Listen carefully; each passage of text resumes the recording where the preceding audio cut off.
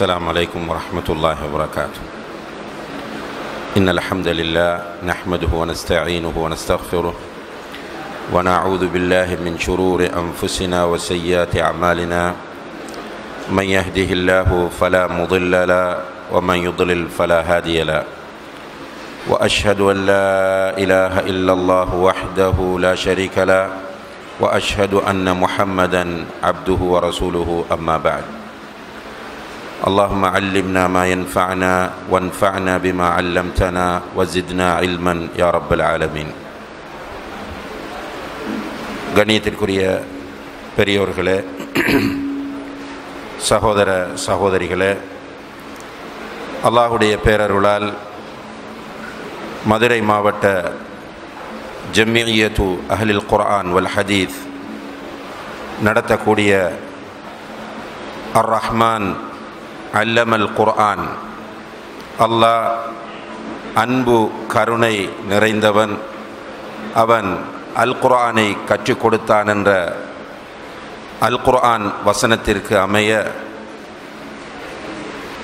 அல் குர்ஆன் மாநாட்டிலே நாம் எல்லோரும் கலந்தவர்களாக இருக்கின்றோம். இன்றைய காலத்தில் நோய்கள் அதிகரித்து மூட்டு வலிகள் மக்களுக்கு அதிகமாக இருக்கிற காலத்தில் நீண்ட நேரம் ஒரு இடத்தில் உட்கார்ந்திருப்பது என்பது உண்மையிலேயே பெரிய ஒரு சோதனையான விஷயம். இருந்தாலும் கூட அல்லாஹுடைய கலாமுக்குரிய கண்ணியத்தை கொடுத்து அதை மதிக்க வேண்டும், நேசிக்க வேண்டும். அதன் அடிப்படையில் நம்முடைய வாழ்க்கையை அமைத்து கொள்ள வேண்டும் என்ற ஒரு தூய்மையான நோக்கத்தோடு இந்த இடத்திலே நீங்கள் நீண்ட நேரமாக அமர்ந்திருக்கிறீர்கள். அல்லாஹு தஆலா உங்களுக்கு நிறைவான கூலியை தர வேண்டும். நபிகள் நாயகம் ஸல்லல்லாஹு அலைஹி வஸல்லம் அவர்கள் வாக்களித்தபடி அல்லாஹுடைய மன்னிப்பு, மக்ஃபிரத் உங்கள் எல்லோருக்கும் கிடைக்க வேண்டும் என்று இந்த சந்தர்ப்பத்திலே துஆ செய்து கொள்கிறேன். அன்புள்ள சகோதர சகோதரிகளே, அல் குர்ஆன் கூறும் சமூக ஒற்றுமை என்று சொல்லும்போது வெறுமனே அல் குர்ஆனை மட்டுமே நாம் எடுப்பவர்கள், ஹதீஸை எடுப்பவர்கள் அல்ல என்கிற அர்த்தம் கிடையாது. அல் குர்ஆன் நிச்சயமாக ஹதீஸ் இல்லாமல் நிற்காது.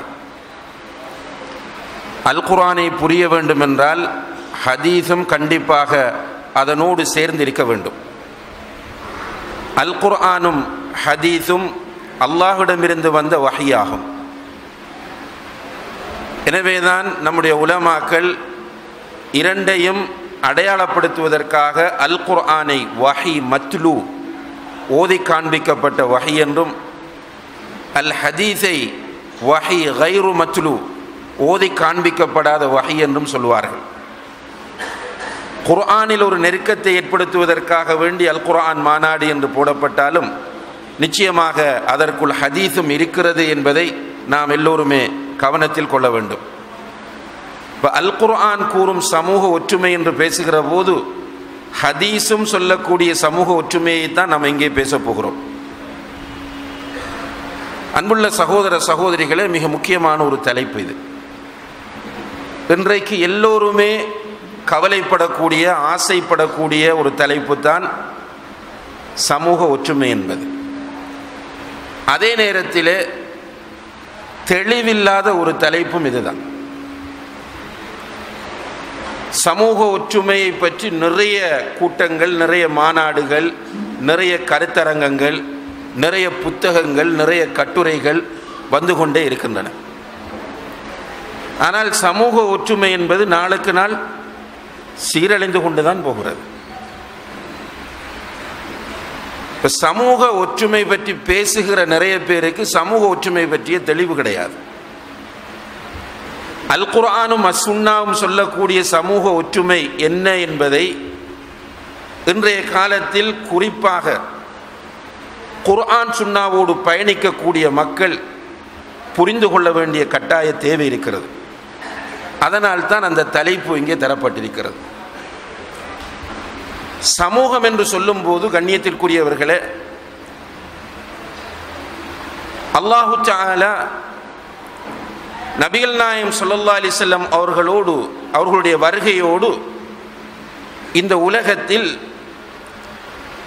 ஒரு சமூகத்தை தான் உருவாக்குகிறான். ஏற்கனவே உள்ள நபிமார்கள் ஒவ்வொருவருக்கும் ஒவ்வொரு சமுதாயம். அல் குர்ஆனை நம்ம படித்து பார்க்கும்போது ஏற்கனவே இருந்த நபிமார்கள் ஒவ்வொருவருக்கும் ஒவ்வொரு சமுதாயம் இருந்தது. அவர்கள் உலகத்தில் எந்தெந்த இடங்களுக்கு வருகிறார்களோ அந்த இடங்களில் இருக்கிற மக்கள் தான் அவர்களுடைய சமுதாயம். ஆனால் நபிகள் நாயகம் ஸல்லல்லாஹு அலைஹி வஸல்லம் அவர்கள் வந்த பிறகு உலகத்தில் உள்ள அனைவரும் ஒரே சமுதாயம். அவர்கள் அனைவருக்கும் சேர்த்துத்தான் அல்லாஹ் நபிகள் நாயகம் ஸல்லல்லாஹு அலைஹி வஸல்லம் அவர்களை தூதராக அனுப்பினான். வமா அர்சல்னாக லின்னாசி வமா அர்சல்னாக லின்னாசி இல்லா காஃபத்தன்,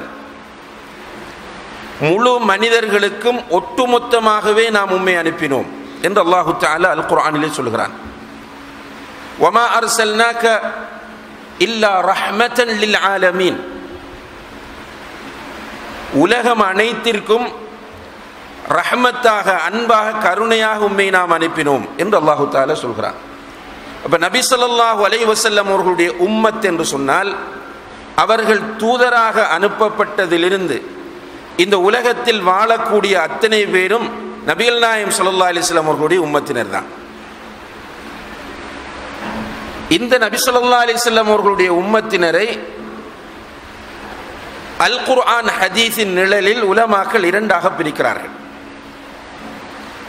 நபி ஸல்லல்லாஹு அலைஹி வஸல்லம் அவர்களுடைய உம்மத்தை அல் குர்ஆன் சுன்னாவின் நிழலில் உலமாக்கள் இரண்டு சமுதாயமாக பிரிக்கிறார்கள். ஒன்று உம்மத்துத் தஅவா, அடுத்தது உம்மத்துல் இஜாபா. உம்மத்துத் தஅவா என்று சொன்னால் யாரெல்லாம் நபிகள் நாயகம் ஸல்லல்லாஹு அலைஹி வஸல்லம் அவர்களை தூதராக ஏற்றுக்கொள்ளாமல் அல்லாஹ்வை ஒரே ரப்பாக ஏற்றுக்கொள்ளாமல் அல் குர்ஆனை அல்லாஹ்விடமிருந்து வந்த இறுதி வேதமாக ஏற்றுக்கொள்ளாமல் இருக்கிறார்களோ அவர்கள் எல்லோரையும் உம்மத்துத் தஅவா என்று அழைப்பார்கள். யாரெல்லாம் இதை ஏற்றுக்கொண்டார்களோ அவர்கள் எல்லோருமே உம்மத்துல் இஜாபா என்று அழைக்கப்படுவார்கள். பொதுவாக மனிதர்கள் இந்த உலகத்தில் பல குழுக்களாக, பல சமுதாயங்களாக பிரிவது என்பது அல்லாஹ்வுடைய ஒரு சுன்னத்தாகும். சுன்னத் என்றால் வழிமுறை. பூமியிலே தவிர்க்க முடியாத ஒரு விஷயம்தான் பல சமுதாயங்கள் இருப்பது. அல்லாஹு தஆலா அல் குர்ஆனிலே சொல்லுகிறான், வலவ் ஷாஅ ரப்புக லஜஅல அன்-நாஸ உம்மத்தன் வாஹிதா, உன்னுடைய ரப் நாடி இருந்தால் முழு மனிதர்களையும் ஒரே சமுதாயமாக அவன் ஆக்கியிருக்கலாம். வலா யஸாலூன முக்தலிஃபீன், ஆனால் அவர்கள் கருத்து வேறுபாடு கொண்டு பிரிந்து கொண்டே இருப்பார்கள். இல்லா மன் ரஹிம ரப்புக், உன்னுடைய ரப்பு யாருக்கு அன்பும் கருணையும் காட்டினானோ அவர்களை தவிர. ஒரே சமுதாயம்தான். அந்த சமுதாயத்தில் உம்மத்துத் தஅவா, உம்மத்துல் இஜாபா என்று இரண்டாக அந்த சமுதாயம் பிரிந்து, உம்மத்துல் தஅவாவுக்குள் பல சமுதாயங்கள், உம்மத்துல் இஜாபாவிற்குள்ளும் பல பிரிவுகள்.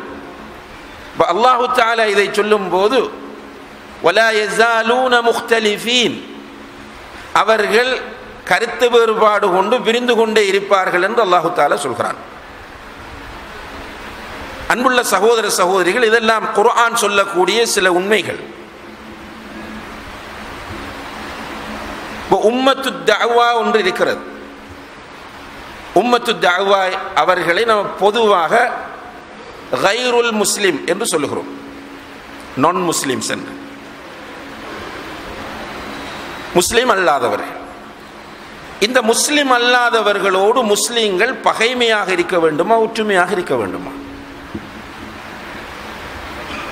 குர்ஆன் என்ன வழிகாட்டுகிறது? நபிகள் நாயகம் ஸல்லல்லாஹு அலைஹி வஸல்லம் அவர்கள் என்ன வழிகாட்டுகிறார்கள்? இன்றைக்கு பொதுப்படையாக சிலர் தவறான புரிதல்களை நம்முடைய இளைஞர்கள் மத்தியிலும் நம்முடைய சமுதாயத்தின் மத்தியிலும் விதைத்து கொண்டிருக்கிறார்கள். இந்த உம்மத்து தஅவாவை நாம் எதிர்க்க வேண்டும், அவர்களோடு பகைமையோடு வாழ வேண்டும், அவர்களோடு ஒற்றுமையாக இருக்கக்கூடாது என்கிற ஒரு பிழையான கருத்து இருக்கிறது. உம்மத்து தஅவாவில் அன்புள்ள சகோதர சகோதரிகளே, இரண்டு வகையான மக்கள் இருக்கிறார்கள். ஒரு சாரார் முஸ்லிம்களை கடுமையாக எதிர்த்து முஸ்லிம்களை அழிக்க வேண்டும் என்று இரவு பகலாக உழைக்கிறவர்கள். நன்றாக புரிந்து கொள்ளுங்கள். நீங்கள் உங்களுடைய நாட்டை மட்டும் பார்க்க தேவையில்லை, உலகம் முழுக்க இதை பார்க்கலாம். பொதுவாக முஸ்லிம்களை அழிக்க வேண்டும், முஸ்லிம்களை ஒழிக்க வேண்டும், முஸ்லிம்களை இருக்க விடக்கூடாது, முஸ்லிம்களை நிம்மதியாக வாழ விடக்கூடாது என்று முஸ்லிம்களுடைய குரல் வளையில் கையை வைத்து நெறித்து கொண்டிருக்கக்கூடிய உம்மத்து தஅவாவை சேர்ந்த ஒரு சாரார். இவர்களை பொறுத்தவரையில் முஸ்லிம்கள் எப்படி இவர்களோடு இருக்க வேண்டும் என்றால் அவர்களை எதிரியாகத்தான் பார்க்க வேண்டும். அவர்களோடு ஒற்றுமை கிடையாது, அவர்களோடு சமாதானம் கிடையாது. ஆனால் அவர்கள் சமாதானத்திற்கு வந்தால் நாம் போகலாம். அவர்கள் உடன்படிக்கைகளுக்கு நம்மை அழைத்தால் அவர்களோடு உடன்படிக்கை செய்யலாம். அப்படி இல்லாமல் பொதுப்படையாக அவர்கள் எதிர்த்து கொண்டிருக்கும் போது அவர்களோடு ஒரு முஸ்லிம் சுமூகமாக வாழ நினைப்பது என்பது அவனுடைய கொள்கையை பாதிக்கிற விஷயமாகும். இப்படிப்பட்டவர்களிடம் முஸ்லிம்களை காட்டிக் கொடுக்கக்கூடிய முறையில் யாராவது நடந்து கொண்டால் அவரை உலமாக்கள் முர்த்தத் என்று கூறுகிறார்கள். முஸ்லிம்களை எதிர்க்க வேண்டும், முஸ்லிம்களை அழிக்க வேண்டும், முஸ்லிம்களுடைய இருப்புக்கு அச்சுறுத்தலை ஏற்படுத்த வேண்டும், முஸ்லிம்களை வாழவிடக் கூடாது, முஸ்லிம்கள் அவர்களுடைய வணக்க வழிபாடுகளை நிறைவேற்ற அனுமதிக்க கூடாது, முஸ்லிம்கள் அவர்களுடைய வணக்க ஸ்தலங்களை கட்டுவதற்கு அனுமதிக்க கூடாது, முஸ்லிம் பெண்கள் அவர்களுக்கு மார்க்கம் வழங்கி இருக்கக்கூடிய உரிமைகளை பின்பற்றி வாழ விடக்கூடாது என்று கங்கணம் கட்டி வேலை செய்யக்கூடிய உம்மத்துல் இஜாபா உம்மத்து தஅவாவை சேர்ந்தவர்களோடு சேர்ந்து முஸ்லிம்களை யாரெல்லாம் காட்டி கொடுத்து கொண்டிருக்கிறார்களோ அப்படிப்பட்ட முஸ்லிம்கள் முஸ்லிம்களாக இருக்க முடியாது, அவர்கள் மார்க்கத்தை விட்டு மதம் மாறிய முர்த்தத்துகளாக கருதப்பட வேண்டும் என்கிற கருத்தை உலமாக்கள் முன்வைத்திருக்கிறார்கள். மிக முக்கியமான ஒரு அம்சம் இது. ஏனென்றால் இன்றைக்கு நம்முடைய சமுதாயத்தில் அப்படிப்பட்ட முனாஃபிக்குகள் இருக்கிறார்கள். சுயநலங்களுக்காக, பணத்திற்காக, பதவிகளுக்காக வேண்டி முஸ்லிம்களை அவர்களிடம் காட்டிக் கொடுக்கக்கூடியவர்கள். அல்லாஹ் அப்படிப்பட்டவர்களுக்கு ஹிதாயத்தை கொடுக்க வேண்டும். இரண்டாவது சாரார், இவர்கள்தான் உலகத்தில் பெரும்பான்மையினர். இவர்கள் முஸ்லிம்களோடு சுமூகமாக வாழ விரும்புகிறவர்கள், முஸ்லிம்களோடு நல்ல முறையில் வாழ வேண்டும் என்று ஆசைப்படுகிறவர்கள். இந்த மக்களோடு எப்படி நாம் நடந்து கொள்ள வேண்டும்? இவர்களை எதிர்க்க வேண்டுமா, இவர்களோடு பகைமை பாராட்ட வேண்டுமா என்று கேட்டால் அல்லாஹு தஆலா அல் குர்ஆனிலே சொல்கிறான், லா யன்ஹாகுமுல்லாஹு அனில் லதீன லம் யுகாத்திலூகும் ஃபித்தீன் வலம் யுக்ரிஜூகும் மின் தியாரிக்கும் அன் தபர்ரூஹும் வ துக்ஸிது இலைஹிம். உங்களோடு சண்டைக்கு வராமல், உங்களுடைய வீடுகளிலிருந்து உங்களை வெளியேற்றாமல், உங்களோடு வாழ்ந்து கொண்டிருக்கிற முஸ்லிம் அல்லாதவர்கள் இருக்கிறார்களே, அவர்களுக்கு நீங்கள் நல்லது செய்வதையும், அல்லாஹ் பயன்படுத்துகிற வார்த்தையை பாருங்கள், அவர்களுக்கு நீங்கள் நல்லது செய்வதையும் நன்மை செய்வதையும், தபர்ரூஹும், பிர் என்றால் நன்மை, நன்மை செய்வதையும் நல்லது செய்வதையும், அவர்களுடைய விஷயத்தில் நீங்கள் நீதியாக நடப்பதையும் அல்லாஹ் உங்களுக்கு தடுக்கவில்லை. அப்ப நம்மோடு சுமூகமாக வாழ விரும்புகிற முஸ்லிம் அல்லாதவர்களோடு நாம் ஒற்றுமையாக இருக்கலாம். ஆனால் அந்த ஒற்றுமை என்பது சமூக ஒற்றுமையை தவிர கொள்கை ஒற்றுமை கிடையாது. கொள்கை ரீதியில் அவர்கள் இருப்பது தெளிவான வழிகேடு, மிக மோசமான கொள்கை என்பதில் நாம் தெளிவாக இருக்க வேண்டும். அவர்கள் ஏற்றுக்கொண்டிருக்கிற குஃப்ரும் ஷிர்க்கும் அருவருக்கத்தக்கது என்பதை நாம் புரிந்து கொள்ள வேண்டும். அதிலே நாம் தெளிவாகவும் உறுதியாகவும் இருந்து கொண்டு அவர்களுடைய கொள்கை விஷயத்தில் அவர்கள் விரும்பியபடி செயற்பட அவர்களை விட வேண்டியது, அவர்களுடைய கொள்கையில் நாம் இசைந்து போகக்கூடாது, அவர்களோடு இணங்கி செல்லக்கூடாது. அவர்கள் நமக்கு வணக்கம் சொல்லுவார்கள், உதாரணமாக நம்ம வணக்கம் சொல்ல வேண்டிய அவசியம் கிடையாது. ஏனென்றால் நம்முடைய நம்பிக்கைப்படி மனிதன் மனிதனை வணங்க முடியாது. அதை அவர்கள் தப்பாகவும் பார்க்கக்கூடாது, நாம் தாழ்வு மனப்பான்மைக்கு தள்ளப்படவும் கூடாது. முஸ்லிம்கள் எப்போதுமே கண்ணியமானவர்கள் என்ற உறுதியான நம்பிக்கை நம்மிடம் இருக்க வேண்டும். அல்லாஹ்விடத்தில் உயர்ந்தவர்கள் மூமின்கள் தான். அன்துமுல் அலௌன இன் குன்தும் முஃமினீன், நீங்கள் மூமின்களாக இருந்தால் நீங்கள் தான் உயர்ந்தவர்கள். மூமின்களிடத்தில் இயல்பாக அந்த கண்ணிய மனப்பாங்கு வர வேண்டும். மூமின்கள் தங்களை ஒரு காலமும், அவர்கள் கொஞ்சம் பேராக கூட இருக்கலாம், மிக குறைந்த மைனாரிட்டியாக கூட ஒரு சமுதாயத்தில் வாழ்ந்து கொண்டிருக்கலாம், ஆனால் இஸ்லாம் ஈமான் என்ற அந்த கண்ணிய மூமின்களுடைய உள்ளங்களிலே ஆழமாக இருக்க வேண்டும். அதனால் தான் ரபிஇ பின் ஆமிர் ரலியல்லாஹு அன்ஹு அவர்கள் ருஸ்துமுடைய அரண்மனைக்கு தன்னந்தனியே சென்று ருஸ்துமோடு துணிச்சலோடு பேசிவிட்டு வந்த வரலாற்றை நாம் ஹதீஸ் கிதாபுகளிலே பார்க்கிறோம். ருஸ்துமுடைய அரண்மனைக்கு ஒரு மெலிந்த குதிரையிலே ரபிஇ பின் ஆமிர் ரலியல்லாஹு அன்ஹு அவர்கள் போகிறார்கள், முஸ்லிம்களுடைய பிரதிநிதியாக. அவர்கள் அணிந்திருந்த ஆடை ஸ்மார்ட்டான ஆடை கிடையாது, சாதாரணமான ஆடையோடு மெலிந்த ஒரு குதிரையிலே தன்னந்தனியே போகிறார்கள். அவனுடைய அரண்மனையின் முன்னால் போய் நிற்கும் போது வாயில் காவலர்கள் அவரை உள்ளே விட அனுமதிக்கவில்லை. சொல்லுகிறார், முஸ்லிம்களின் பிரதிநிதி வந்திருக்கிறேன் என்று சொல்லுங்கள். உள்ளே போய் அனுமதி கிடைக்கிறது. காவலாளிகள் சொல்கிறார்கள், போகலாம் நீங்கள் உள்ளே. குதிரையோடு உள்ளே செல்ல விரும்புகிறார். செங்கம்பளம் விரிக்கப்பட்டிருக்கிறது. காவலர்கள் சொன்னார்கள், நீங்கள் குதிரையோடு போக முடியாது, குதிரையை வெளியிலே கட்டிவிட்டு நடந்து போங்கள் என்று. அவர் சொல்லுகிறார், நான் குதிரையில் தான் வருவேன். ருஸ்துமிடம், உங்களுடைய தளபதியிடம் போய் கேளுங்கள், அவர் அனுமதித்தால் உள்ளே வருகிறேன் என்று சொல்லுங்கள். ருஸ்தும் உள்ளே குதிரையோடு வர அனுமதிக்கிறார். மெலிந்த குதிரையில், அந்த காலத்தில் உயர்ராக குதிரைகள் இருக்கும் போது ஒரு சாதாரணமான குதிரையிலே சாதாரணமான ஆடையோடு தன்னந்தனியாக ரபிஇ பின் ஆமிர் ரலியல்லாஹு அன்ஹு அவர்கள் அந்த செங்கம்பளத்தில் சென்று அரண்மனையின் ஒரு தூணிலே குதிரையை கட்டிவிட்டு ருஸ்துமுக்கு முன்னால் போய் நிற்கிறார். ருஸ்தும் கேட்கிறான், எதற்காக வந்தீர்கள் என்று. அந்த உள்ளத்தில் இருந்த கண்ணியத்தை பாருங்கள். ரபிஇ பின் ஆமிர் ரலியல்லாஹு அன்ஹு அவர்கள், அவன் நீ எதற்காக வந்தாய் என்று கேட்கிறான். ரபிஇ பின் ஆமிர் ரலியல்லாஹு அன்ஹு அவர்கள் சொன்னார்கள், அல்லாஹு இப்தஅஸனா, அல்லாஹு அக்பர், அல்லாஹ் எங்களை அனுப்பியுள்ளான் என்றார்கள். அவர் கேட்கிறார், நீங்கள் எதற்காக வந்தீர்கள் என்று.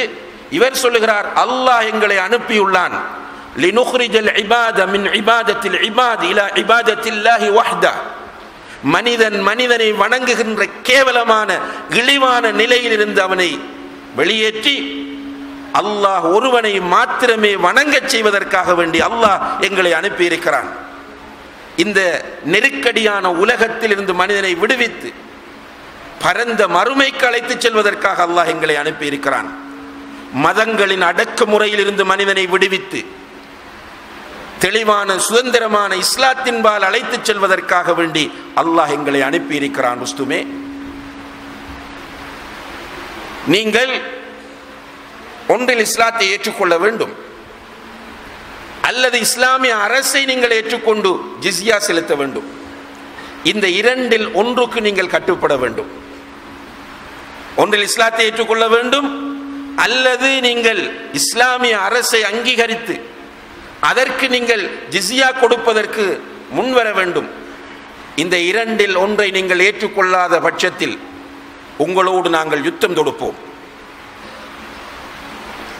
3 நாள் அவகாசம் தருகிறோம். அல்லாஹ் அக்பர். ஒரு தனி மனிதனாக போய் நின்று அந்த ருஸ்தும் என்றாலே பாரசீகத்திலே எல்லோருக்கும் நடுங்கும். அப்படிப்பட்ட ஒருவருக்கு முன்னால் பேசக்கூடிய துணிச்சலை கொடுத்தது ஈமான் என்பதை நாம் புரிந்து கொள்ள வேண்டும். எனவே மோமின்கள் ஒரு காலமும் தங்களை இழிவாக, அந்த இன்ஃபீரியாரிட்டி காம்ப்ளெக்ஸ் என்று சொல்லக்கூடிய தாழ்வு மனப்பான்மைக்கு இட்டு செல்லக்கூடாது. மோமின் என்றால் கண்ணியமானவன். மோமினோடு அல்லாஹ் இருக்கிறான். மோமின் தன்னந்தனியாக இருக்கலாம். ஹெரா குகை, சௌர் குகையிலே ரசூல் ஸல்லல்லாஹு அலைஹி வஸல்லம் அவர்கள், அபூபக்கர் சித்திக் ரலியல்லாஹு அன்ஹு அவர்களும் வந்து இருக்கிறார்கள். அப்படி இருக்கும்போது சிலந்தி கூடு கட்டவில்லை, அல்லது புறா கூடு கட்டவில்லை, அதெல்லாம் பொய்யான கதைகள். அவர்கள் சவுர் குகையில் இருக்கும் போது சிலந்தை கூடு கட்டியிருந்தது, புறா கூடு கட்டியிருந்தது. அதனால் தான் அந்த வழியை அவர்கள் பார்க்கவில்லை, எல்லாம் ஓப்பனாகத்தான் இருந்தது. அபூபக்கர் சித்திக் ரலியல்லாஹு அன்ஹு அவர்கள் பார்க்கிறார்கள், குகையை சூழ இளைஞர்கள், அந்த இளைஞர்கள் உணர்ச்சி ஊட்டி அனுப்பப்பட்டிருக்கிறார்கள். அபூபக்கர் சித்திக் ரலியல்லாஹு அன்ஹு அவர்கள் அழுகிறார்கள். அல்லாஹ்வுடைய தூதர் முரப்பி, அவர்கள் ஒரு வழிகாட்டி, அவர்கள் அபூபக்கரை பார்த்து ரலியல்லாஹு அன்ஹு அவர்களை பார்த்து சொன்னார்கள், லா தஹ்சன் யா அபா பக்கர், அபூபக்கரை எதற்காக அஞ்சுகிறாய், எதற்காக பயப்படுகிறாய், எதற்காக கவலைப்படுகிறாய்? இன்னல்லாஹ மஅனா, நம்முடைய அகீதாவின்படி, நம்முடைய கொள்கையின்படி நம்மோடு அல்லாஹ் இருக்கிறான், எதற்கு நீ பயப்பட வேண்டும்? எனவே ஈமானை சுமந்த ஒரு மனிதனுடைய நம்பிக்கை, அவன் தனிமையில் அகப்பட்டாலும் அல்லாஹ் அவனோடு இருக்கிறான். அந்த இடத்தில் அவன் கொலை செய்யப்பட்டு விட்டால் அவனுடைய நம்பிக்கை என்னவென்றால் மறுமையிலே அவனுக்கு மிக உயர்ந்த அந்தஸ்து இருக்கிறது என்பது. எனவே ஒரு மூமின் எப்போதும் கண்ணியமாக இருக்க வேண்டும். இப்போ மூமின், நானும் தனியே ஒரு கம்பெனியில் வேலை செய்கிறேன், தனியே ஒரு இடத்தில் வேலை செய்கிறேன், அங்கே அவர்கள் என்னை அவர்களுடைய மத கிரிகைகளுக்கு அழைக்கிறார்கள், நான் என்ன செய்வது என்கிற கேள்வியே வரக்கூடாது. நம்முடைய தனித்துவம், நாம் அவர்களை இழிவுபடுத்தவில்லை. உங்களுடைய மார்க்கம் உங்களுக்கு, என்னுடைய மார்க்கம் எனக்கு. நீங்கள் உங்களுடைய சமய சடங்குகளை எப்படி சுதந்திரமாக செய்கிறீர்களோ அதே போன்று என்னுடைய மார்க்க கடமைகளை செய்வதற்கு எனக்கு உரிமை இருக்கிறது. நீங்கள் வணங்குவது உங்களுடைய மார்க்கத்தில் உள்ளது என்றால் என்னுடைய மார்க்கத்தில் வணங்கக்கூடாது என்பது இருக்கிறது. எனவே நான் என்னுடையதை செய்ய மாட்டேன், நீங்கள் உங்களுடையதை செய்யுங்கள், உங்களை செய்ய வேண்டாம் என்று நிர்பந்திப்பது என்னுடைய பொறுப்பும் அல்ல. அதே போன்று என்னையும் நீங்கள் நிர்பந்திக்க கூடாது. இதை தெளிவாக அவர்களிடம் சொல்லக்கூடிய அளவுக்கு கண்ணியம் நம்மிடத்திலே வர வேண்டும். அன்புள்ள சகோதர சகோதரிகளே, இப்படியான நிலையில் நம்மோடு சண்டை செய்யாமல் சுமூகமாக வாழ விரும்புகிற உம்மத்து அத்தாவாவோடு, நான் முஸ்லிமோடு நாம் நல்ல முறையில் வாழ்வதை அல்லாஹுவே தெளிவாக சொல்லிவிட்டால் நான் உங்களை தடுக்கவில்லை என்று. இதில் இப்படி சொல்லுகிறான் அல்லாஹ், وَإِنْ أَحَدٌ مِّنَ الْمُشْرِكِينَ اسْتَجَارَكَ فَأَجِرْهُ. அல்லாஹு அக்பர். முஷ்ரிக்குகளில் ஒருவர் அவர்களுடைய சமுதாயத்தில் அவர்களுக்கு இடையில் ஏற்பட்ட சண்டையின் போது, பிரச்சனையின் போது தப்பி ஓடி வருகிறார். ஓடி வந்தவர் உங்களிடம் பாதுகாப்புக்கு இடம் தேடினால் ஃபஅஜிர்ஹு, அவருக்கு நீங்கள் புகலிடம் கொடுங்கள், அடைக்கலம் கொடுங்கள். அதே நேரத்தில் ஒரு வேலை அங்கே நடக்க வேண்டும். என்னது? ஹத்தா யஸ்மா கலாம் அல்லாஹ், அல்லாஹுடைய கலாமை அவர் உங்களுடைய வீட்டில் செவிமடுக்க வேண்டும். அன்புள்ள சகோதர சகோதரிகளே, இதுதான் பொதுவான தியரி.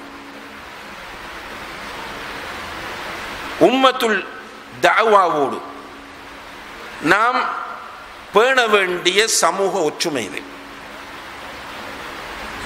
சில நேரங்களில் நாம் மிக்ஸாக வாழும்போது அந்த நாட்டை, அந்த பிரதேசத்தை எதிர்த்து வேறு சக்திகள் வரும். அந்த சக்திகளை எதிர்கொள்வதற்காக வேண்டி நாம் இந்த மக்களோடு ஒற்றுமைப்பட வேண்டிய தேவை வரும். இப்படி ஒற்றுமைப்படுவது மார்க்கத்தில் அனுமதிக்கப்பட்டதா என்று கேட்டால் அல்லாஹ்வுடைய தூதர் ஸல்லல்லாஹு அலைஹி வஸல்லம் அவர்கள் அதற்கு முன்மாதிரியாக இருந்து காட்டினார்கள். உதாரணமாக அவர்கள் மதீனாவுக்கு வந்ததும் மதீனாவிலே இருந்த மிக இந்த உலகத்திலேயே ஆக கேவலமான கூட்டம் யாரு? யூதர்கள். உலகத்திலே மிக கேவலமானவர்கள், மிக மோசமானவர்கள், மிக அரக்கர்கள். இப்படிப்பட்ட ஒரு கூட்டம் தான் யூதர்கள். அந்த யூதர்களோடு நபி ஸல்லல்லாஹு அலைஹி வஸல்லம் அவர்கள் மதீனாவின் பாதுகாப்பு கருதி ஒப்பந்தம் செய்தார்களா இல்லையா? மதீனா சாசனம் என்று சொல்லக்கூடிய அந்த உடன்படிக்கையை அவர்களோடு நபி ஸல்லல்லாஹு அலைஹி வஸல்லம் அவர்கள் மேற்கொண்டார்கள். எனவே உம்மத்துல் தஅவாவை சேர்ந்த, அதாவது நான் முஸ்லிம்களில் நம்மை எதிர்த்து நமக்கு எதிராக குழி தோண்டாமல் நம்மோடு சுமூகமாக வாழ விரும்புகிற அவர்களோடு நாம் ஒற்றுமையாக இருப்பதை இஸ்லாம் நமக்கு தடை செய்யவில்லை என்பதை நாம் புரிந்து கொள்ள வேண்டும். அடுத்ததாக அன்புள்ள சகோதர சகோதரிகளே, உம்மத்துல் இஜாபா. இந்த உம்மத்துல் இஜாபாவை பொறுத்தவரையில் ரசூல் ஸல்லல்லாஹு அலைஹி வஸல்லம் அவர்கள் இந்த உம்மத்துல் இஜாபா என்றால் நபிகள் நாயகம் ஸல்லல்லாஹு அலைஹி வஸல்லம் அவர்களை ஏற்றுக்கொண்டவர்கள். இந்த ஏற்றுக்கொண்டவர்கள் பல்வேறு பிரிவுகளாக பிரிவார்கள் என்பதை அல்லாஹ்வுடைய தூதர் முன்னறிவிப்பு செய்து விட்டார்கள். பல பிரிவுகளாக பிரிவார்கள். ரசூல் ஸல்லல்லாஹு அலைஹி வஸல்லம் அவர்கள் ஒரு நாள் சஹாபாக்கள் மத்தியிலே எழுந்து ஒரு உருக்கமான உரையாற்றினார்கள். இர்பாத் இப்னு சாரியா ரலியல்லாஹு அன்ஹு அவர்கள் அறிவிக்கிறார்கள், அந்த உரையை பற்றி அவர்கள் சொல்லும் போது, வஅதனா ரசூலுல்லாஹி ஸல்லல்லாஹு அலைஹி வஸல்லம் மௌஇதா வஜிலத் மின்ஹல் குலூப் வதரஃபத் மின்ஹல் உயூன். அல்லாஹு அக்பர். நபி ஸல்லல்லாஹு அலைஹி வஸல்லம் அவர்கள் மிக உருக்கமான உரையாற்றினார்கள். அதை திரும்ப சொல்கிறார்கள், அந்த உரையை கேட்டு எங்களுடைய உள்ளங்கள் பயந்தன, கண்களிலிருந்து கண்ணீர் வடிந்து கொண்டிருந்தது எல்லோருக்கும். இப்ப நாங்கள் அல்லாஹ்வுடைய தூதரை பார்த்து சொன்னோம், கஅன்னஹா மௌஇதத்து முவத்திஇன் யா ரசூலல்லாஹ், அல்லாஹ்வுடைய தூதரே நீங்கள் பேசுவதை பார்த்தால் விடை பெறுகிற ஒருவர் பேசுவது போன்று உரையாற்றுவது போன்று இருக்கிறது. ஃபஅௌசினா, எங்களுக்கு நீங்கள் வசியத் செய்யுங்கள். உடனே ரசூலுல்லாஹி அலைஹி வஸல்லம் அவர்கள் சொன்ன முதலாவது வசியத் என்ன தெரியுமா? ஊசிக்கும் பித்தக்வல்லாஹ், உங்களுக்கு நான் செய்கிற வசியத், நீங்கள் அல்லாஹ்வை தக்வா செய்து கொள்ளுங்கள். வஸ்ஸம்இ வத்தாஅ, உங்களுக்கு ஒருவர் பொறுப்பாக ஆக்கப்பட்டு விட்டால் அவர் சொல்வதை கேட்டு அவருக்கு கட்டுப்படுங்கள். இது இரண்டாவது வசியத். மூன்றாவது ஒரு முன்னறிவிப்பு செய்கிறார்கள், فإنه من يعش منكم بعدي إنه من يعش منكم بعدي فسيرى اختلافا كثيرا. எனக்கு பிறகு வாழக்கூடியவர்கள் நிறைய கருத்து வேறுபாடுகளை காண்பார்கள். அல்லாஹு அக்பர். எனக்கு பிறகு வாழக்கூடியவர்கள் நிறைய கருத்து வேறுபாடுகளை காண்பார்கள். ரசூல் ஸல்லல்லாஹு அலைஹி வஸல்லம் அவர்கள் முன்னறிவிப்பு செய்து விட்டார்கள், இந்த சமுதாயத்தில் நிறைய கருத்து வேறுபாடுகள் வரும், நிறைய பிரிவினைகள் வரும். இந்த நேரத்தில் சமூக ஒற்றுமை எப்படி பேசுவது, எப்படி நடைமுறைப்படுத்துவது? இன்றைக்கு உலகத்திலே இருக்கிற இரண்டாவது பொதுவான அந்த கணிப்பீடுகளின்படி இரண்டாவது பெரும்பான்மை சமுதாயம் முஸ்லிம்கள் தான். ஆனால் நுணுக்கமான கணிப்பீட்டின்படி உலகத்தில் இருக்கிற பெரும்பான்மை சமூகம் முதலாவது முஸ்லிம்கள். ஏனென்றால் கிறிஸ்தவர்களை பொறுத்தவரையில் அவர்கள்தான் மெஜாரிட்டி என்று சொல்கிறோம். ஆனால் அவர்களை பொறுத்தவரையில் அவர்கள் ரெண்டு பெரிய குழுவாக பிரிந்திருக்கிறார்கள், புரட்டஸ்தான் கத்தோலிக்கர்கள். முஸ்லிம்களுக்குள்ளும் ஷியா சன்னி என்று இரண்டாக பிரிக்கப்பட்டிருக்கிறது. அப்படி பார்க்கும்போது முதலிடத்தில் இருப்பவர்கள் ஷியாக்கள் உலகத்தில் ஒரு 6-7 விழுக்காடு தான் இருக்கிறார்கள். இவ்வாறு நாம் பார்க்கும்போது உலகத்தில் பெரும்பான்மை சமூகம் முஸ்லிம் சமூகம். இன்றைக்கு உலகத்திலே சுமார் 54க்கும் அதிகமான முஸ்லிம் நாடுகள் இருக்கின்றன. ஆனால் உலகத்தில் ஆக கூடுதலாக பாதிப்புக்கு உள்ளாக்கப்படுகிற சமுதாயம் என்றால் முஸ்லிம் சமுதாயம் தான். எந்த நாட்டில் முஸ்லிம்களுக்கு பிரச்சனை இல்லை. முஸ்லிம் நாடுன்ற நாட்டுக்குள்ள முஸ்லிம்களுக்கு பிரச்சனை. இப்படியான ஒரு காலகட்டத்தில் இன்று பொதுவாக முழங்கப்படக்கூடிய ஒரு கோஷம் தான் என்ன? ஒற்றுமை. இந்த சமுதாயம் சில இன்னசென்ட் மக்கள், அதாவது நல்லவர்கள், நான் இன்னசென்ட் என்று சொல்றது நல்ல மக்கள், இஹ்லாஸான மக்கள் நிறைய துஆ கேட்கிறாங்க, நிறைய ஆதங்கப்படுறாங்க, நிறைய கவலைப்படுகிறார்கள். இந்த சமுதாயம் ஒன்று சேர மாட்டாதா? இந்த சமுதாயம் ஒற்றுமைப்பட மாட்டாதா? உண்மையிலே இந்த சமுதாயம் ஒற்றுமைப்பட வேண்டும்.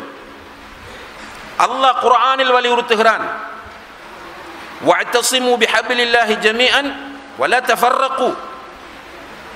அல்லாஹ்வுடைய கயிற்றை பலமாக பற்றி பிடித்துக் கொள்ளுங்கள், பிரிந்து விடாதீர்கள். வஅத்திஉல்லாஹ வரசூலஹு வலா தனாஸஉ. அல்லாஹ்வுக்கும் அவனுடைய தூதருக்கும் நீங்கள் வழிபடுங்கள், உங்களுக்கு இடையில் பிணங்கிக் கொள்ளாதீர்கள். அப்ப முஸ்லிம் சமுதாயம் ஒற்றுமைப்பட வேண்டும் என்பதை அல் குர்ஆன் நமக்கு வலியுறுத்துகிறது. ஆனால் பிரச்சனை என்னவென்று கேட்டால், இந்த உம்மத்துல் இஜாபா என்று சொல்லக்கூடிய இந்த முஸ்லிம் உம்மத், இப்போ நம்ம ஏற்கனவே சொன்னால் ரெண்டா பிரிச்சுட்டோம். என்ன முஸ்லிம்? ஷியா முஸ்லிம், சன்னி முஸ்லிம், சில இடங்களில் சுன்னி முஸ்லிம் என்று சொல்வார்கள். இப்போ ரெண்டா பிரிச்சாச்சு. இப்போ சுன்னி முஸ்லிம் அல்லது சன்னி முஸ்லிம் என்று சொல்லக்கூடிய எல்லோருமே சரியான வழியில் பயணிக்கிறவர்களா? இல்லை. இங்கே ஷியாக்களை பொறுத்தவரையில் அவர்கள் அவுட். அவர்களை சன்னி முஸ்லிம் அல்லது சுன்னி முஸ்லிம் என்று அழைப்பதில் நமக்கு உடன்பாடு கிடையாது. ஏனென்றால் அவர்கள் ஒரு தனி மதம், ஷியா மதம்.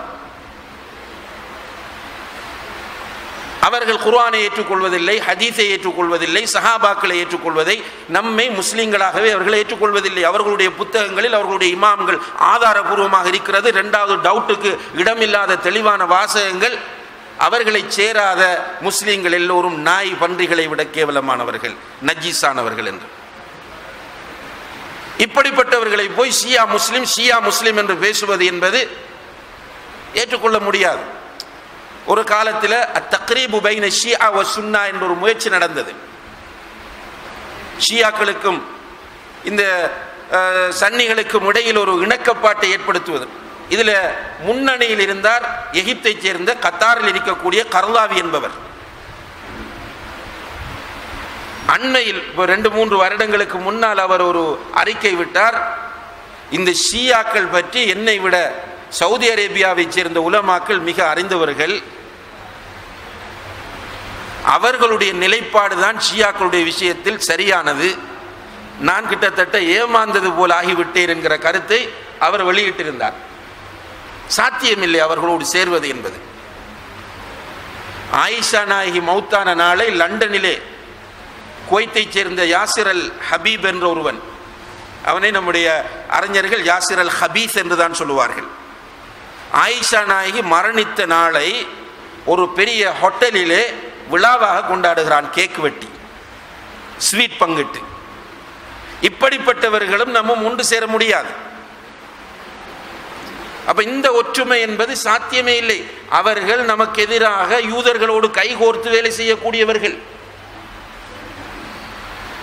ஷியாக்கள் யூதர்களை எதிர்க்கிறார்கள் என்றுதான் நமக்கு மீடியாக்கள் சொல்லுகிறது.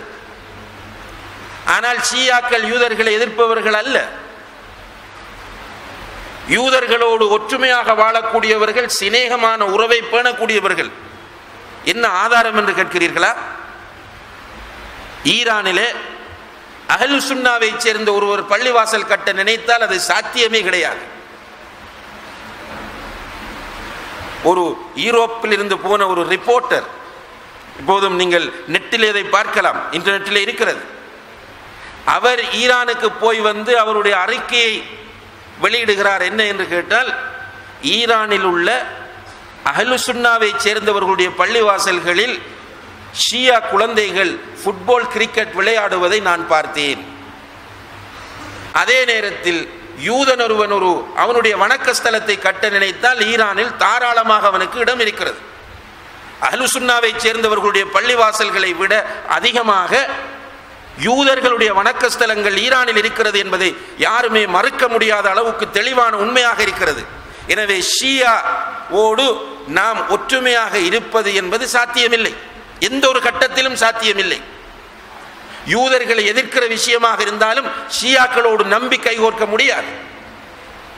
ஏனென்றால் இடையிலே அவர்கள் கழுத்தறுக்கக்கூடியவர்கள் நம்மை நாய்கள், பன்றிகளை விட கேவலமானவர்கள், நஜீஸானவர்கள் என்று அவர்களுடைய அறிஞர்கள் இன்றும் பேசிக் கொண்டிருக்கிறார்கள், எழுதி கொண்டிருக்கிறார்கள். அப்போ அது சாத்தியமில்லை. அந்த இதுக்குள்ள நம்ம சமுதாய ஒற்றுமை என்று போகவே முடியாது. அடுத்த பகுதி தான் இந்த சன்னி அல்லது சுன்னி அல்லது அஹ்லு சுன்னா என்று சொல்கிறவர்கள். இவர்களுக்குள் நீங்கள் வந்து பார்த்தால், கண்ணியத்திற்குரிய சகோதர சகோதரிகளை, வித்தியாசமான பல கொள்கையை உடையவர்கள் இருக்கிறார்கள். அந்த கொள்கைகள் புரிதலின் அடிப்படையில் ஷைத்தானுடைய தூண்டுதலினால் அவர்கள் ஏற்றுக்கொண்ட கொள்கைகளாக அல்லது அவர்கள் நோக்கி போகக்கூடிய கொள்கையாக இருக்கும். இந்த நேரத்தில் இஸ்லாத்தின் எதிரிகள் இதை டெவலப் பண்ணுவதிலே மிக கவனமாக இருக்கிறார்கள்.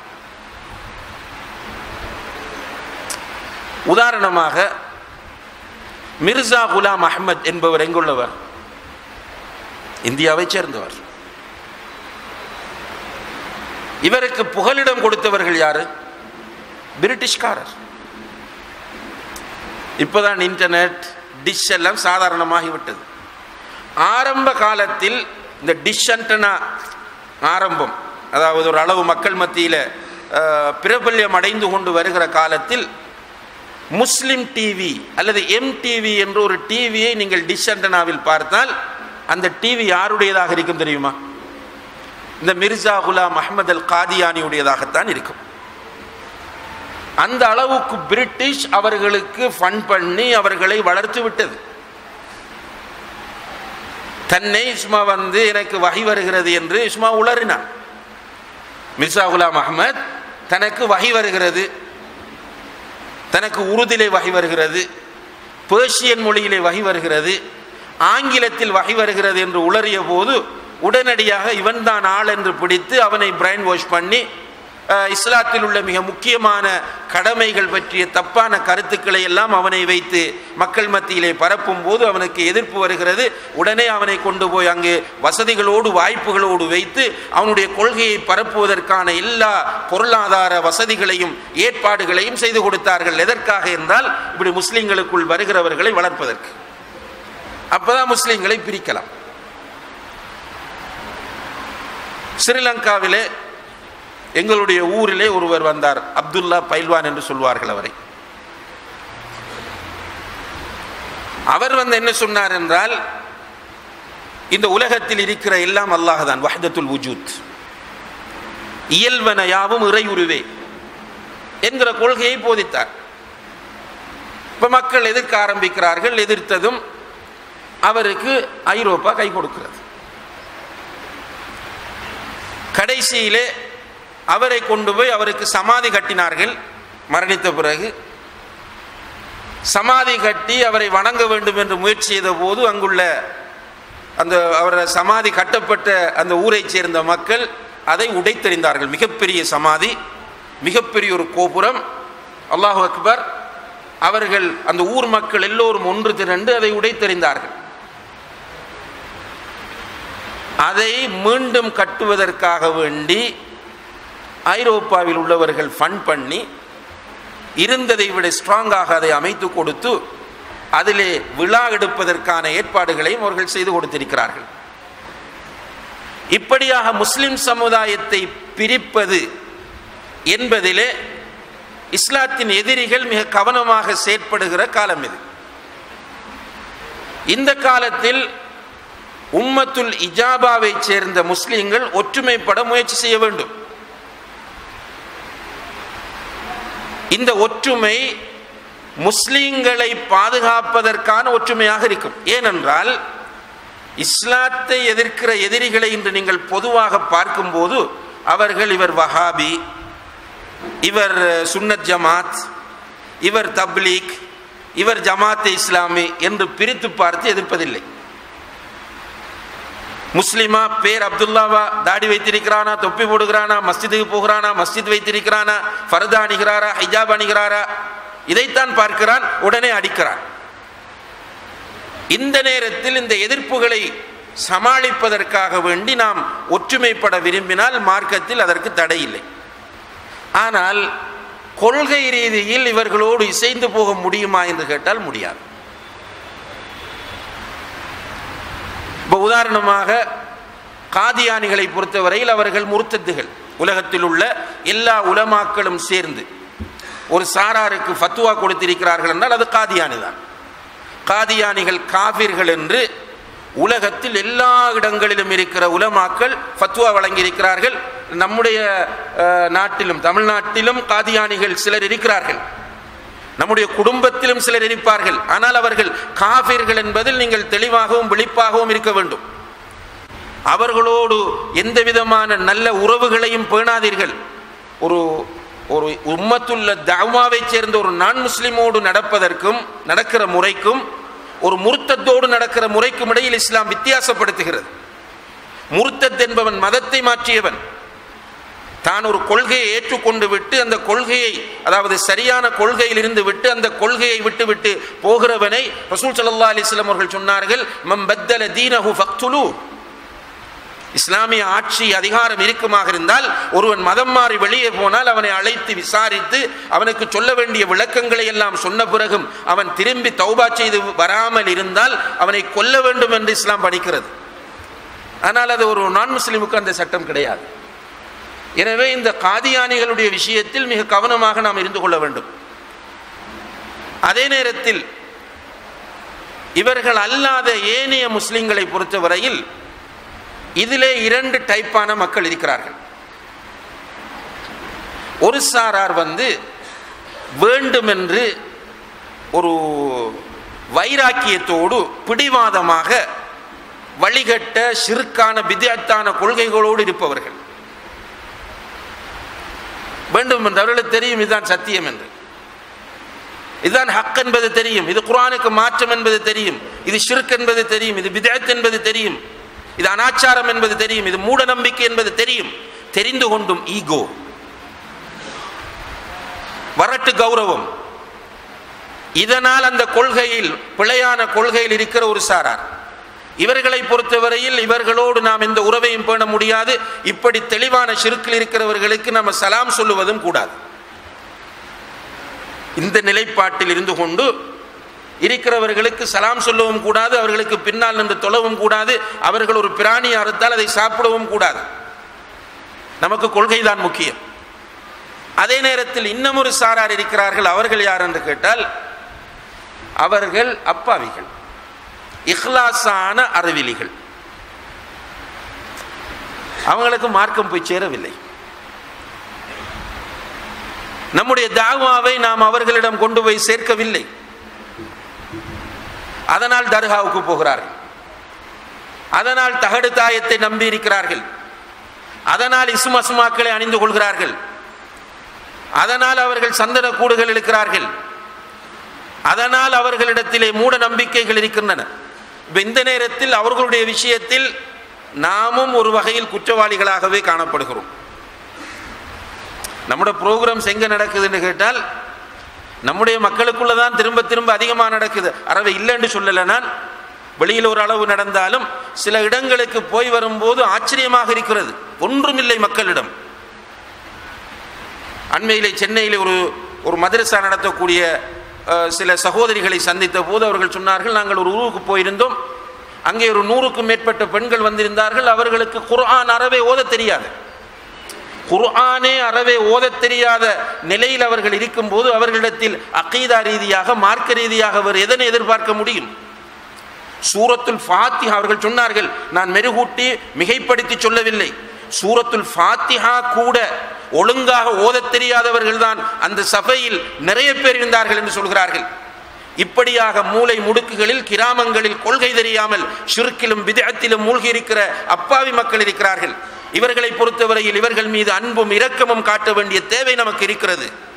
இவர்களிடத்திலே நம்முடைய சகோதர சகோதரிகளை அனுப்பி தாவா செய்ய வேண்டிய தேவை இருக்கிறது. இந்த சகோதரிகளுக்கு ஒரு பாதிப்பு என்றால் உடனடியாக நாம் போய் அவர்களுக்காக வேண்டி குரல் கொடுக்க வேண்டும். இந்த சமுதாய ஒற்றுமை இன்று நமக்கு தேவையாக இருக்கிறது. இதெல்லாம் நம்ம பேசிட்டு வந்தது எல்லாமே போதும்.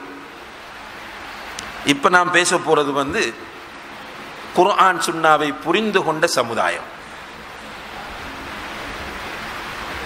இந்த சமுதாயத்தின் நிலைதான் என்னென்றே புரியுதில்லை.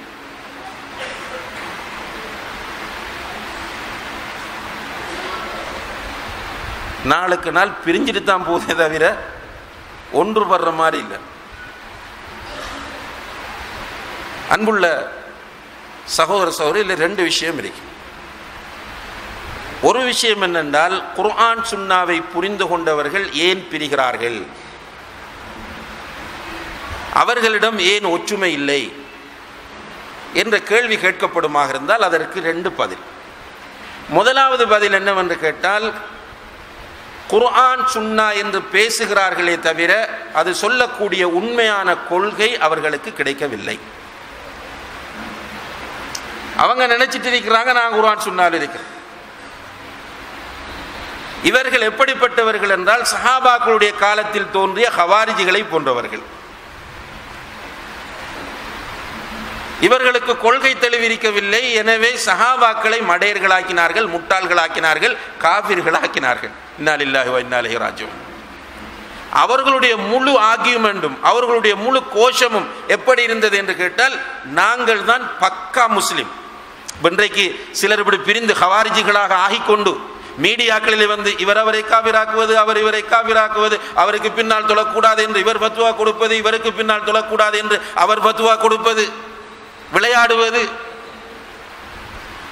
என்ன செய்கிறோம் என்று ஒன்றுமே தெரியாமல் ஏனைய சமுதாயத்தவர்கள் எள்ளி நகையாடக்கூடிய முறையில் நடந்து கொள்வது.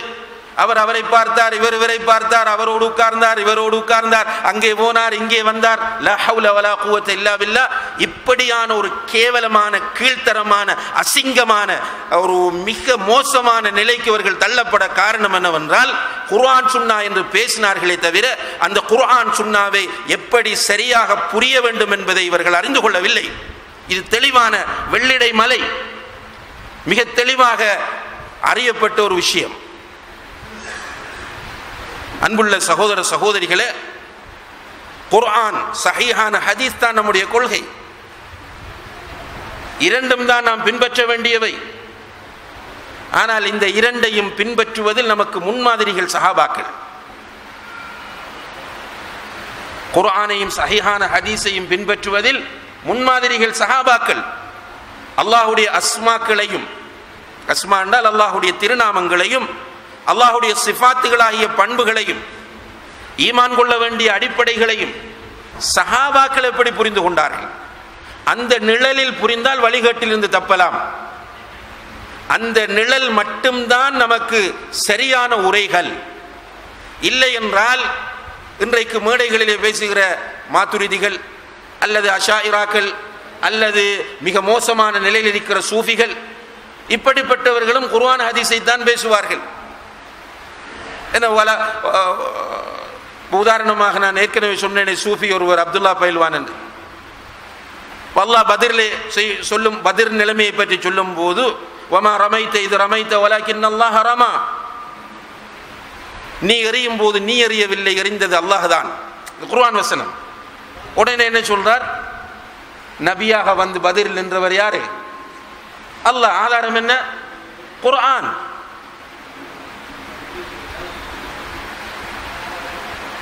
அவர் சொல்லுவார் குர்ஆனுக்கு ஹதீஸுக்கு உள்ளர்த்தம் இருக்கிறது, பாத்தினான அர்த்தம் இருக்கிறது, லாஹிரான அர்த்தம் இருக்கிறது.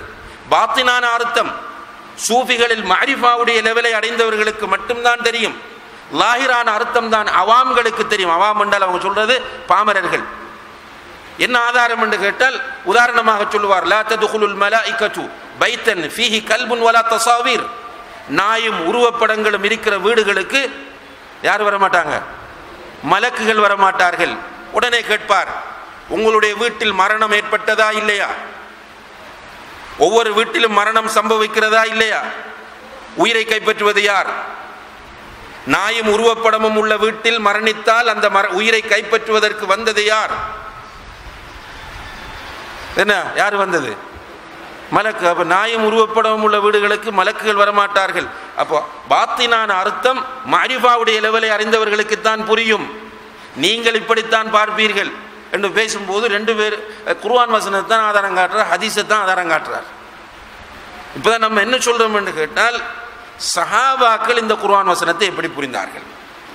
சஹாபாக்கள் இந்த ஹதீஸை எப்படி புரிந்தார்கள்?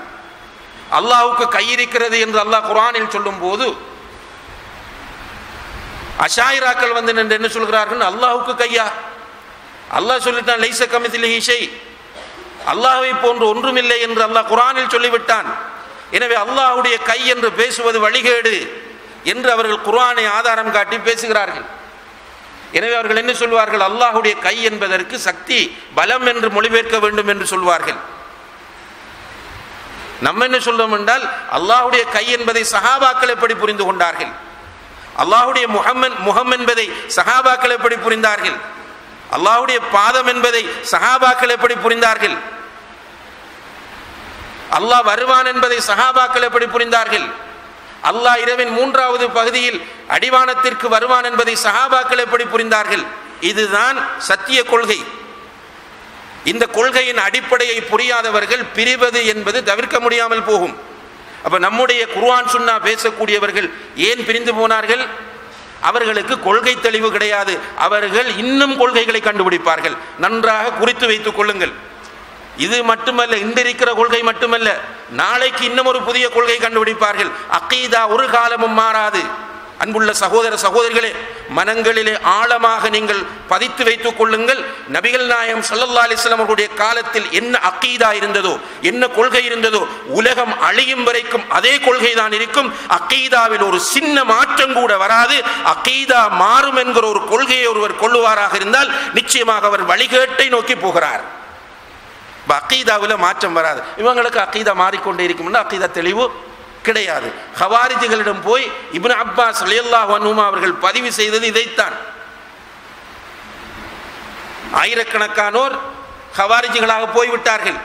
போய் அவர்கள் சொல்லுகிறார்கள், நஹ்னுல் முஹக்கிமா, நாங்கள் தான் குர்ஆன் சுன்னாவை பக்காவாக பின்பற்றக்கூடியவர்கள் என்று அவர்கள் பிரச்சாரம் செய்து கொண்டிருக்கிற போது இப்னு அப்பாஸ் ரலியல்லாஹு அன்ஹுமா அங்கே போகிறார்கள். இப்படி உட்கார்ந்திருக்கிறாங்க எல்லோரும். முன்னால் போய் நின்று இப்னு அப்பாஸ் ரலியல்லாஹு அன்ஹுமா சொன்னார்கள், நான் ரசூல் ஸல்லல்லாஹு அலைஹி வஸல்லம் அவர்களுடைய மருமகனிடம் இருந்து வந்திருக்கிறேன், அமீருல் முஃமினீனிடம் இருந்து வந்திருக்கிறேன், ரசூல் ஸல்லல்லாஹு அலைஹி வஸல்லம் அவர்களுடைய தோழர்களிடம் இருந்து வந்திருக்கிறேன். இங்கே நீங்கள் ஆயிரக்கணக்கானவர்கள் உட்கார்ந்திருக்கிறீர்கள். உங்களில் ஒருவர் கூட நபிகள் நாயகம் ஸல்லல்லாஹு அலைஹி வஸல்லம் அவர்களுடைய தோழர் சஹாபி கிடையாது. இங்கே இருக்கிறவர்களில் ஒருவராவது ஒரு நபித்தோழர் இருந்திருந்தால் உங்களுடைய புரிதல் நியாயம் என்று சொல்லி இருக்கலாம். ஒரு சஹாபி கூட நீங்கள் புரிந்து கொண்ட அடிப்படையில் இந்த குர்ஆன் வசனங்களை, இந்த ஹதீஸ்களை புரிந்து கொள்ளவில்லை, நீங்கள் இருப்பது வழிகேடு என்பதை அங்கே பதிவு செய்த போது அந்த சபையில் இருந்த இஹ்லாஸான மக்களில் பெரும்பாலானவர்கள் தௌபா செய்து இப்னு அப்பாஸ் ரலியல்லாஹு அன்ஹுமா அவர்களோடு வந்து விட்டார்கள். அப்ப இந்த கொள்கை பேசுகிறவர்கள் மத்தியில் பிரிவினை வருகிறது என்றால் அதற்கு காரணம், முதலாவது காரணம், அவர்களுக்கு கொள்கை தெளிவு கிடையாது. இரண்டாவது காரணம், கொள்கை தெளிவோடு இருக்கிறவர்கள் மத்தியில் சில நேரம் பிரிவினை வந்தால் அதற்குரிய காரணம் ஷைத்தான். ரசூலுல்லாஹி அலைஹி வஸல்லம் அவர்கள் அரஃபாவில் வைத்து, அவர்கள் ஒரு ஹஜ் தான் செய்தார்கள், அந்த அரஃபா மைதானத்தில் வைத்து உருக்கமான பல செய்திகளை பதிவு செய்தார்கள். அப்படி பதிவு செய்யும் போது சஹாபாக்கள் மத்தியிலே சொன்னார்கள், இன்ன ஷைத்தான கத் யஇஸ அன் யஅபுதஹுல் முஸல்லூன ஃபீ ஜஸீரத்தில் அரப். அரேபிய தீபகற்பத்திலே இருக்கிற தொழுகையாளிகள், அப்போ தொழுகையாளிகள் தான் யாரை டார்கெட் பண்ணுறாங்க? முஸ்லீம்கள். இப்போது அரேபிய தீபகற்பத்தில் இருக்கிற தொழுகையாளிகள் யாருமே ஷைத்தானை வணங்குவார்கள் என்பதில் ஷைத்தான் நம்பிக்கை இழந்து விட்டான். அப்படின்னால் என்ன? ஷிர்க் செய்வார்கள் என்பது, ஷிர்க்கின் மூலம் இந்த மக்களை வழிகெடுக்கலாம் என்பதில் அவன் நம்பிக்கை இழந்து விட்டான். ஏன்னா கொள்கை தெளிவோடு இருக்கிறான், ஷிர்க்குக்கு போக மாட்டாங்க எப்படி. ஆனால் வலாக்கிம் பித்தஹ்ரீஷி பைனஹும் அல்லது பைனக்கும், உங்களுக்கு மத்தியில் சின்ன சின்ன விஷயங்களை பெரிதாக்கி உங்கள் மத்தியிலே குழப்பத்தை உண்டு பண்ணி பிரிப்பான். அதன் மூலம் உங்களிடத்திலே அவன் வழிகேட்டை உருவாக்குவான். இப்போ சின்னதாக உருவாகும், பிறகு அது அப்படியே டெவலப் ஆகி கடைசியில் நம்ம டார்கெட் மறந்துடும், நம்முடைய விஷன் மறந்துடும். நம்ம என்ன செய்வோம் என்று கேட்டால், எப்படி அவரை வீழ்த்துறது, அவருக்கு சந்தர்ப்பம் கொடுக்காமல் ஆக்குறது என்று இப்படியே பிரிஞ்சுட்டு போவோம். அன்புள்ள சகோதர சகோதரிகளே, கொள்கை சகோதரர்கள் இன்றைய காலத்தில் கண்டிப்பாக ஒன்றுபட வேண்டிய தேவை இருக்கிறது. இதிலே கொள்கை தெளிவோடு இருக்கிற கொள்கைவாதிகள் மத்தியிலே ஹிஸ்பியத் இருக்கக்கூடாது. ஹிஸ்பியத் என்று சொன்னால், உதாரணமாக நாம் இப்போ ஜாக்கோடு இணைந்திருக்கிறோம், ஜாக் மட்டும்தான் என்கிற அந்த மனநிலை நமக்கு வரக்கூடாது. நம்முடைய மனநிலை ஜம்மியத் அஹ்லில் குர்ஆன் வல் ஹதீஸ் தான். குர்ஆன் ஹதீஸ் தான் நம்முடைய மனநிலை. ஏனென்றால் கொள்கையோடு, கொள்கை தெளிவோடு நிறைய அமைப்புகள் இன்று களத்தில் வேலை செய்கிறது. அவர்களோடு நாம் ஒற்றுமையை பேண வேண்டும். நம்முடைய இயக்கத்தை நான் உதாரணத்துக்கு ஜாக்க சொல்றேன், இதை செய்தான் மற்றவங்களுக்கு. நம்முடைய கொள்கை தான் நமக்கு முக்கியமே தவிர நம்முடைய பேனர் அல்ல, நம்முடைய பேர் கிடையாது. எனவே இன்றைய காலத்தில் நமக்கு எதிரான நிறைய சதித்திட்டங்கள் இருக்கின்றன. குறிப்பாக குர்ஆன் சுன்னாவை பேசக்கூடியவர்களை பற்றி மேற்கத்திய உலகம் ஒரு பெரிய ஒரு மாயையை உருவாக்கி வைத்திருக்கிறது. இவர்கள் சலஃபிகள் ஒரு பேர் வச்சிருக்கிறாங்க. சலஃபிகள் என்பவர்கள் தான் உலகத்தில் டெரரிஸ்ட். நஊது பில்லாஹ். இதை அவர்களுடைய மீடியாக்களில் திரும்ப திரும்ப அவர்கள் சொல்லி சொல்லி நம்முடைய நாடுகளில் உள்ளவர்களை நம்ப வைத்து விட்டார்கள். இப்போ ஒரு ஸ்ரீலங்காவில் தாருத் தௌஹீத் சலஃபியா என்ற மதரசாவில் ஓதினால் அவருடைய பேரில் பின்னால் இஸ்மாயில் சலஃபி என்று வரும். வந்து அவர் ஒரு டெரரிஸ்டாக பார்க்குறாங்க. ஃபேஸ்புக்லேயோ வாட்ஸ்அப்லேயோ அவர் சலஃபி என்று வந்துட்டால் அவர் பயங்கரவாதி. உண்மையில் நம்ம மதிக்கிற உலமாக்கள் இருக்கிறார்களே, குர்ஆன் சுன்னாவை ஏற்றுக்கொண்டிருக்கிற அஹ்லு சுன்னாவில் பயணிக்கிற நாம் மதிக்கக்கூடிய மிக நவீன காலத்தில் வாழ்ந்த உலமாக்கள், குறிப்பாக ஷேக் பின் பாஸ் ரஹிமஹுல்லா, ஷேக் பின் பாஸ் ரஹிமஹுல்லா, அதே போன்று ஷேக் அல்பானி ரஹிமஹுல்லா, ஷேக் உசைமின் ரஹிமஹுல்லா, இவங்கெல்லாம் மௌத்தானவங்க. இப்போ உயிரோடு இருப்பவர்கள் ஷேக் அப்துல் முஹ்சின் அல் அப்பாத் ஹஃபிதஹுல்லா, ஷேக் சாலிஹ் அல் ஃபௌசான் ஹஃபிதஹுல்லா, அதே போன்று ஷேக் மதுஹலி, இப்படி போன்ற உலமாக்கள் எல்லோருமே அல் காயிதா என்பது வழிகேடு என்பதை மிக தெளிவாக பேசக்கூடியவர்கள். அல் காயிதா என்கிற அமைப்பு ஹவாரிஜிய சிந்தனை உள்ள வழிகட்ட அமைப்பு என்று பேசக்கூடியவர்கள்.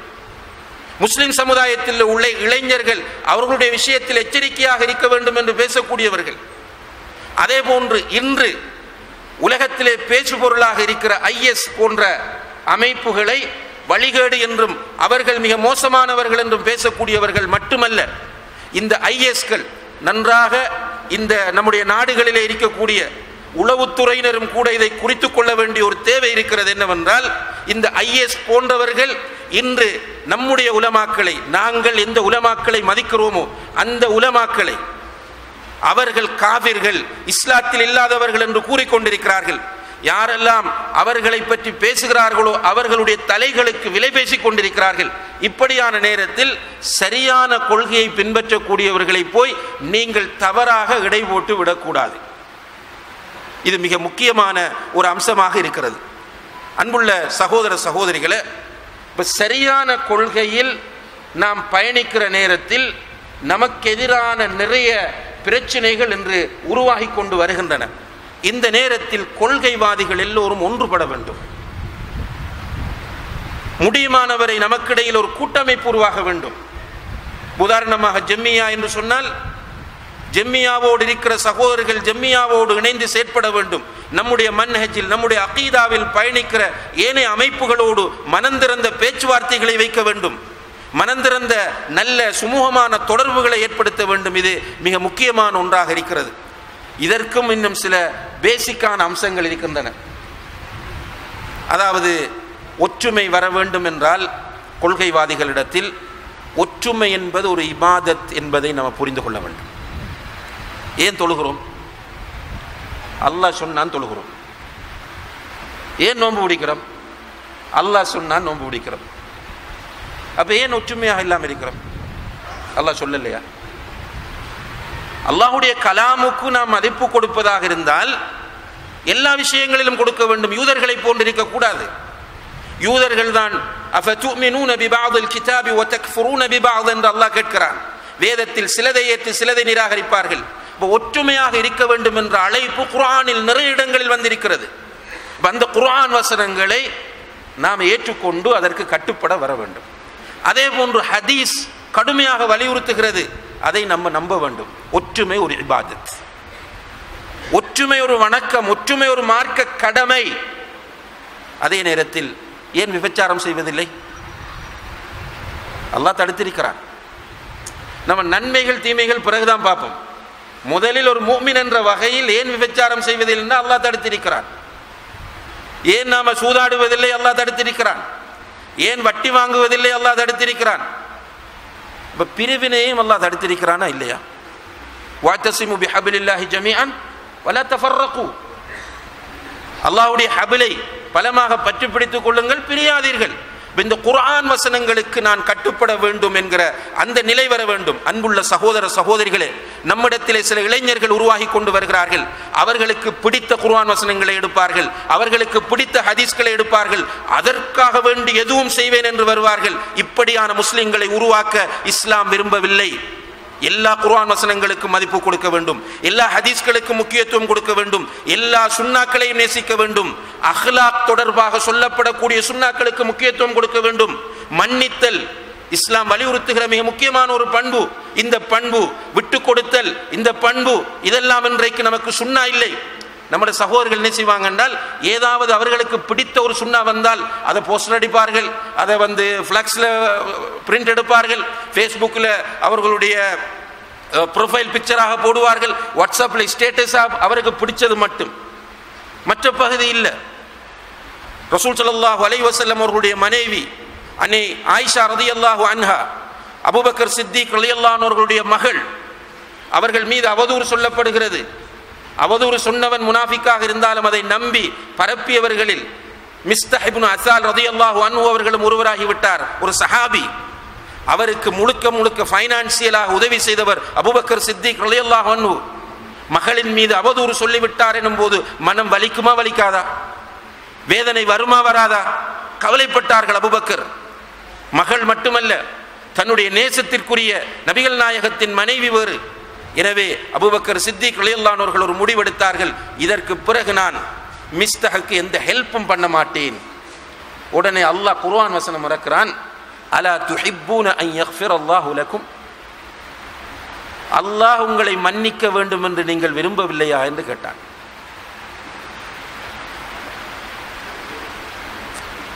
உங்களுக்கு அநியாயம் இழைத்தவரை நீங்கள் மன்னித்தால் அல்லாஹ் உங்களை மன்னிப்பார்.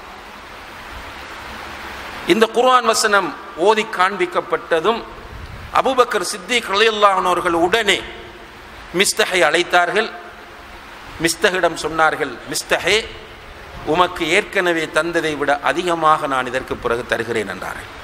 இந்த முஸ்லிம்களை தான் இஸ்லாம் விரும்புகிறது. தத்துவம் பேசிக்கொண்டு, ஃபேஸ்புக்கில் எழுதி கொண்டு, வாழ்க்கைக்கு நடைமுறைப்படுத்தாத விவாதங்களுக்கு மாத்திரம் பயன்படுத்துகிற முஸ்லிம்களை இஸ்லாம் எதிர்பார்க்கவில்லை, வாழ்க்கைக்கு கொண்டு வருகிற முஸ்லிம்களை எதிர்பார்க்கிறது. அப்படி அஹ்லாக்குகள், இந்த குர்ஆன் வசனங்கள், ஹதீஸ்கள் நம்மகிட்ட நடைமுறைக்கு வருமாக இருந்தால் ஒற்றுமை பற்றி வரக்கூடிய குர்ஆன் வசனங்கள், ஹதீஸ்கள் நம்முடைய கண்ணுக்கு தெரியும். அதற்கு கட்டுப்படாவிட்டாலும் நான் பாவம் செய்கிறேன், பெரும்பாவம் செய்கிறேன் என்கிற பயம் வரும். நிச்சயமாக நம் மத்தியிலே ஒற்றுமை வரும். எனவே அன்புள்ள சகோதர சகோதரிகளே, அல் குர்ஆன் கூறக்கூடிய சமுதாய ஒற்றுமை என்ற இந்த தலைப்பு மிக ஆழமானது, விசாலமானது. இருந்தாலும் கூட சில முக்கியமான குறிப்புகளை இந்த சந்தர்ப்பத்திலே நாம் பதிவு செய்திருக்கிறோம். எல்லாம் வல்ல அல்லாஹ் ஜல்ல ஷானஹு வ தஆலா இதிலே நான் என்னை அறியாமல் ஏதாவது தவறுகள் விட்டிருந்தால் என்னை மன்னிக்க வேண்டும். இதிலே சொல்லப்பட்ட நல்ல விஷயங்களை என்னுடைய வாழ்க்கையிலும் உங்களுடைய வாழ்க்கையிலும் எடுத்து நடக்க அல்லாஹு தஆலா நம் அனைவருக்கும் தௌஃபீக் செய்ய வேண்டும் என்று அவனிடத்திலே பிரார்த்தித்து விடைபெறுகிறேன். வ ஆஹிரு தஅவானா அனில் ஹம்துலில்லாஹி ரப்பில் ஆலமீன். வஸ்ஸலாமு அலைக்கும் வரஹ்மத்துல்லாஹி